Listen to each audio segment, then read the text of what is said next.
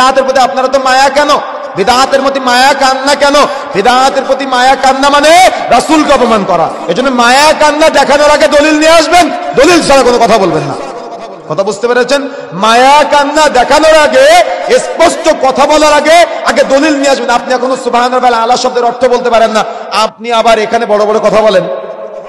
কথা বুঝেন নাই? কথা বুঝতে পেরেছেন? এই জন্য মনে রাখার চেষ্টা করতে হবে, সমাজে প্রচলিত তাসবিহ দানার নামে এই যে ডিজিটাল তসবিহ উঠেছে, এগুলা থেকে বের হয়ে এসে হাতে তসবিহ গণনা করার চেষ্টা করতে হবে।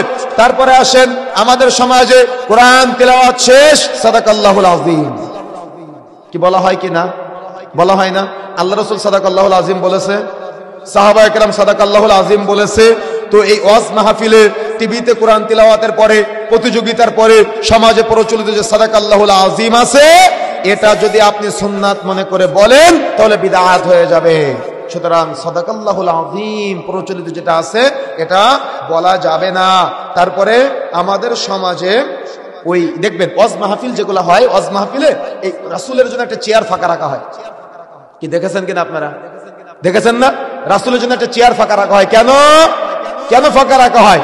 তো জিজ্ঞাসা করলে বলে যে এটা রাসূলের জন্য ফাঁকা রাখা হয়েছে, আজকে ওয়াজ মাহফিলে রাসূল এসে বসবে, এটা অন্তরে অন্তরে আমরা কল্পনা করে নিই। এজন্য সবাই দাঁড়ায় যায়, দাঁড়িয়ে গিয়ে ইয়া নবী সালামু আলাইকা, ইয়া রাসূল সালামু আলাইকা 5 মিনিটে দুরূদ চলে। কি আছে কিনা?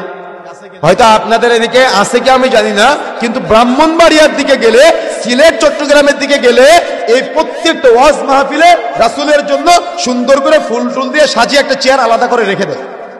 কেন রেখে দেয়? আল্লাহ রাসূল আসবে তাই।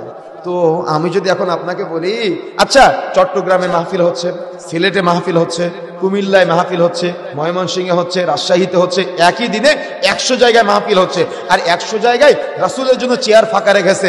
বলেন তো আল্লাহ রাসূল কয় জায়গায় গিয়ে কয়টা মাহফিলে বসবে? আমার কথা বুঝেন না মনে হয়? কথা কি বুঝতে পেরেছেন? তো সমাজে প্রচলিত এরকম যে বিদআতি আমল আছে, এই বিদআতি আমল থেকে বের হয়ে আসতে হবে। পারবেন ইনশাআল্লাহ?